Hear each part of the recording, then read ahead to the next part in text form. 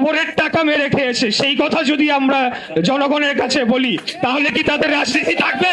শহীদ পরিবার যেখানে বসা ছিল তাদের সাথে গিয়ে কথা বলছিলাম, তো সেখানে গিয়ে আমি শহীদ পরিবারদের মায়েদের কাছ থেকে, বাবাদের কাছ থেকে, যারা সন্তান হারিয়েছে, যে ধরনের অভিযোগ পেয়েছি, এগুলা যদি এখন আমি বলি তাদের রাজনীতির রও আর থাকবে না। কয়েকদিন আগে আমি মাতুয়াইলে গিয়েছিলাম, সেখানে 17 জন জুলাই শহীদদের কবর রয়েছে। তাদের কবর আর কবর নাই, তাদের কবর কোন রকম দেখা যায় ওইটা, অথচ এই প্রত্যেকটি শহীদের কবরকে পাকা করার জন্য, স্থায়ী করার জন্য বিগত অন্তর্বর্তীকালীন সরকারের সময় অর্থ বরাদ্দ করা হয়েছিল প্রত্যেকটি কবরের জন্য 2 লক্ষ টাকা করে। এখন কোন জায়গায় 20,000 30,000 টাকা দিয়ে কোন রকমে তারা সেই কবরগুলোকে করেছে, সেগুলো এখন ভঙ্গুর দশা, বেশিরভাগই আর নাই হয়ে গিয়েছে। তারা যার কবরের টাকা মেরে খেয়েছে সেই কথা যদি আমরা জনগণের কাছে বলি তাহলে কি তাদের রাজনীতি থাকবে? এরকম অনেক তথ্য রয়েছে, কিন্তু আমরা বিভাজন সৃষ্টি করতে চাই না বিধায় আমরা এই জিনিসগুলা জনগণের সামনে তুলে নিয়ে আসি না। তারা যে জুলাই ফাউন্ডেশন করেছে সেটার কোনো হিসাব দিয়েছে? সেখানে তো সরকারের অর্থ, জনগণের ট্যাক্স পেয়ারের টাকা বরাদ্দ হয়েছে, আরো অনেক অর্থ বিভিন্ন জায়গায় বরাদ্দ হয়েছে। সেগুলোর যদি আমরা অডিট করি, হিসাব দেই, তাহলে তারা মুখ দেখানোর জায়গা থাকবে না। কিন্তু আমরা মনে করি তারা আমাদের সহযোদ্ধা, তারা ফ্যাসিবাদী বিরোধী আন্দোলনে, গণতন্ত্র পুনরুদ্ধারের আন্দোলনে আমাদের সহযোদ্ধা ছিলেন। তাদের অনেক ত্যাগ রয়েছে, তাদেরও রাজনীতি করা উচিত, করার অধিকার রয়েছে। এবং আমরা চাই বাংলাদেশে একটা গণতান্ত্রিক রাজনৈতিক পরিবেশ থাকুক, যেখানে সকলে মিলে আমরা বাংলাদেশটাকে এগিয়ে নিয়ে যেতে পারি, যার কারণে আমরা কাদা ছোড়াছুড়ি করি না।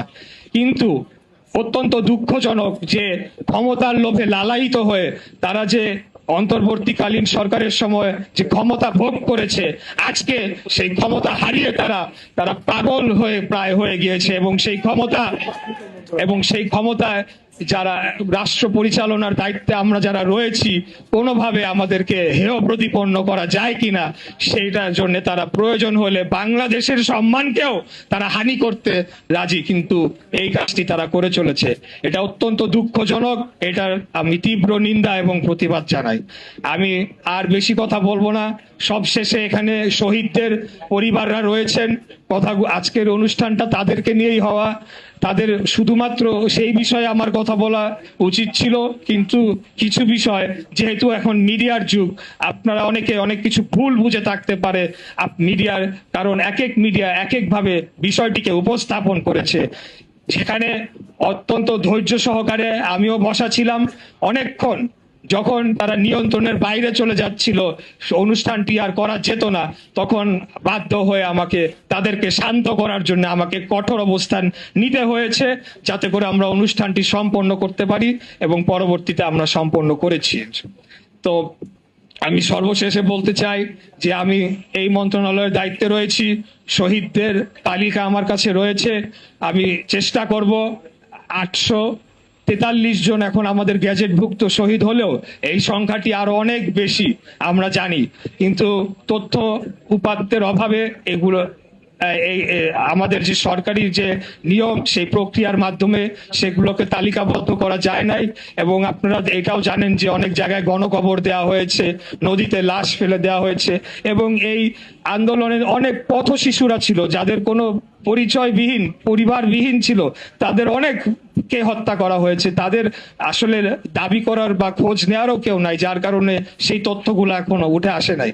তো আমি একে একে ইনশাল্লাহ তাদের সবার পরিবারের কাছে যাব, তাদের সমস্যাগুলো শুনবো, এবং তাদের পরিবারে যারা উপার্জনক্ষম, কর্মক্ষম রয়েছে তাদেরকে পুনর্বাসন করার জন্য